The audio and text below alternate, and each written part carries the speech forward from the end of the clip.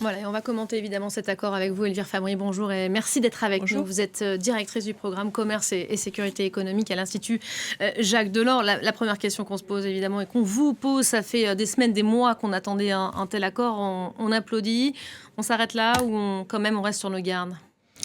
Écoutez, on a des raisons d'être un peu plus confiants aujourd'hui. On entend parler de cessation définitive des bombardements des deux côtés, un engagement réciproque. Donc en effet, il nous manque tous les détails de l'accord, mais c'est une bonne chose. C'est une bonne chose pour l'économie mondiale de manière générale, parce qu'on a vu l'impact que ça avait. Au-delà des restrictions en matière d'approvisionnement énergétique, c'était aussi les approvisionnements en engrais, et c'était de manière générale toute une série d'approvisionnements qui concernaient le Moyen-Orient qui étaient impactés. Donc ce serait une bonne nouvelle si l'embargo est levé au niveau du détroit d'Ormuz. Bien évidemment, il nous manque maintenant tous les détails, puisqu'on perdait quand même un petit peu le fil des objectifs de Washington dans cet engagement en Iran ces derniers mois, ces dernières semaines. Donc, quels sont exactement les objectifs qui auront été atteints et quelles sont les avancées, notamment vis-à-vis du nucléaire, parce que c'était quand même la grande question.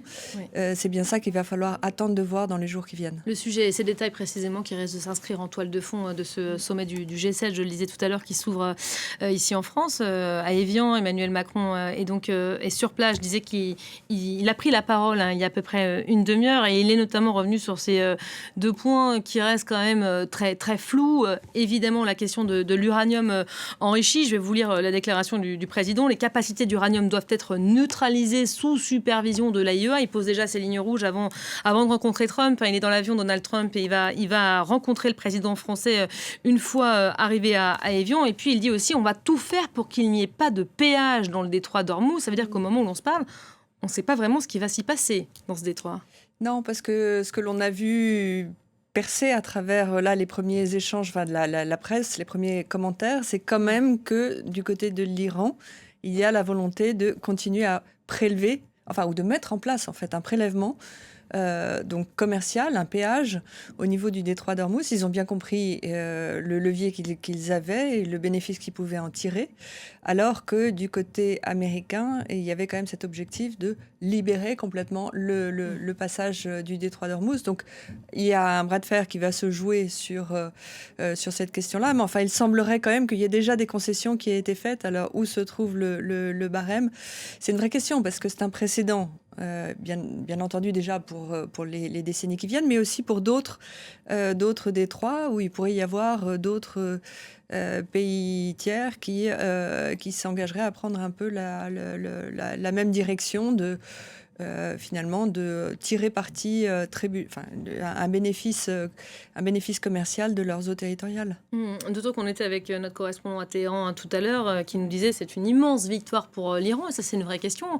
Qui sort victorieux dans tout ça, les Américains ou les Iraniens? Quand on entend les Israéliens, Israël qui pas vraiment d'accord avec tout ça, qui a été quand même assez contraint par Donald Trump. On nous dit aujourd'hui que cet accord est perçu comme une immense victoire pour l'Iran et que ça va même renforcer la République islamique d'Iran.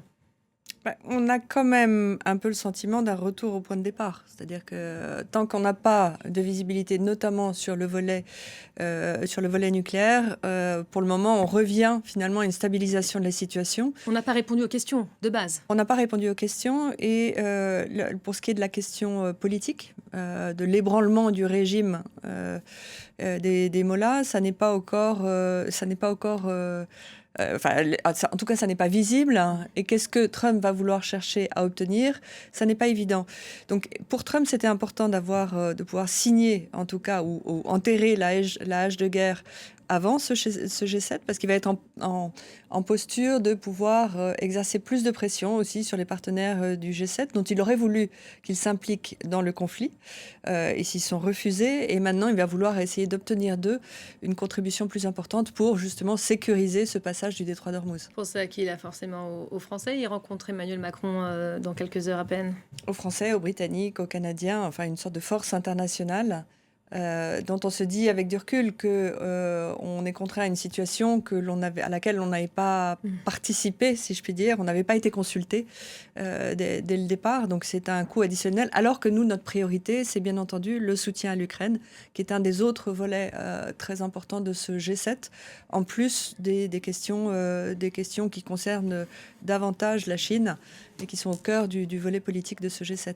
On voit la nuit que viennent de passer, justement, vous me tendez une perche, les Ukrainiens, les Russes qui se saisissent de la situation, hein, qui ont encore lancé des centaines d'engins sur l'Ukraine, et notamment sur Kiev, notamment en visant une cathédrale qui est partie en fumée, très symbolique en Ukraine, classée monument patrimoine de l'UNESCO. On est encore audible aujourd'hui en face des Américains sur ce dossier de l'Ukraine? On continuera à insister, on continuera à appuyer. Et précisément, je dirais que si on veut, il va y avoir aussi un peu un trade-off, un compromis entre le volet ukrainien et le volet iranien. Parce qu'on a perdu un peu l'attention, je dirais, a été détournée du front ukrainien sur le front iranien. On ne parle quasiment plus d'Ukraine aujourd'hui. On était quand même à deux doigts de sceller une entente avec Moscou. Aujourd'hui, on n'en parle absolument plus. C'est plus l'agenda. Absolument. Ça desservait Zelensky.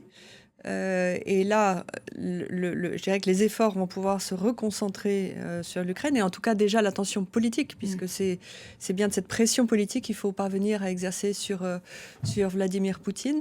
Et pour les Européens du G7, et même au-delà, le format du G7, qui est quand même très aligné sur le soutien à l'Ukraine, va pouvoir exercer une pression supplémentaire sur Donald Trump aussi, s'il veut obtenir une implication dans le contrôle du détroit d'Ormuz.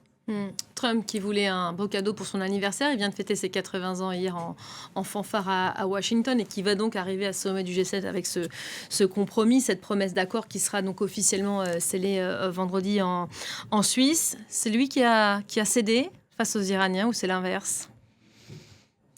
Attendons de voir ce qu'il y a dans l'accord. Mais en tout cas, il avait un intérêt évident à signer. Il nous l'annonçait déjà depuis 3 jours. Ça y est, l'accord a été imminent. C'était d'une minute à l'autre. Ça fait même des semaines qu'il nous annonce un accord imminent. Oui, absolument. Non, on ne le croyait plus, nous, journalistes. Hein. C'est pour ça qu'il faut attendre de voir ce que cela donne. D'autant plus que Netanyahou a déjà déclaré ce matin qu'il ne retirait pas ces hommes du Liban ni du voisinage proche, Syrie et autres.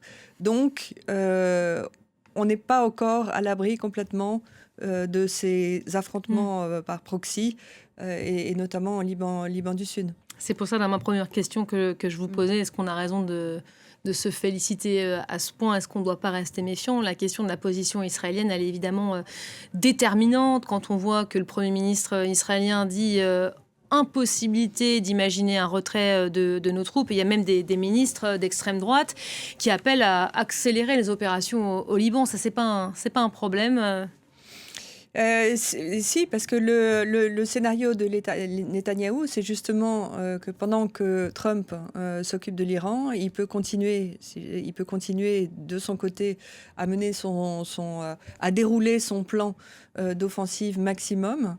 Et ça ne l'arrange pas, bien entendu. Et Trump a dû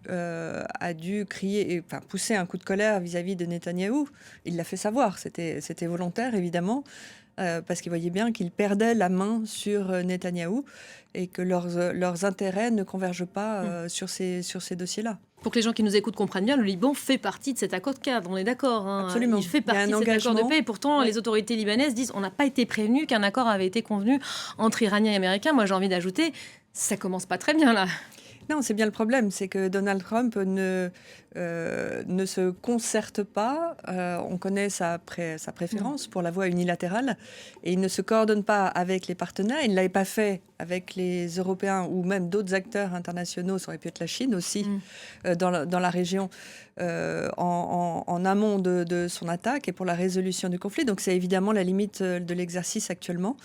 Et il faut espérer que ce dossier-là ne va pas occulter complètement les autres questions du G7. Parce qu'encore une fois, il y a un volet économique très important qui est notamment la question des déséquilibres macroéconomiques que Emmanuel Macron a déjà abordé jeudi dernier dans une rencontre en ligne, un sommet de la convergence, pour lequel il s'agit d'exercer une pression sur la Chine pour accepter de se mettre autour de la table et de reconnaître qu'il y a des déséquilibres macroéconomiques qui sont créés et renforcés par ces distorsions de concurrence, de son modèle fondé sur une utilisation sans limite des subventions. Et c'est un sujet auquel Trump, lui, ne s'intéresse pas beaucoup jusqu'à présent. Il préfère maintenant avoir une approche de business avec la Chine et il faut qu'on puisse en parler au G7. Merci beaucoup, Elvire Fabry, d'avoir été avec nous dans cette case. L'info du jour, réaction vient justement à l'instant de la diplomatie iranienne qui partage la méfiance des uns et des autres. Elle se dit profondément méfiante envers les États-Unis malgré cet accord. On verra ce que donne évidemment ce sommet du G7 Donald Trump qui arrive bientôt à Évian où l'attend Emmanuel Macron pour cette première rencontre.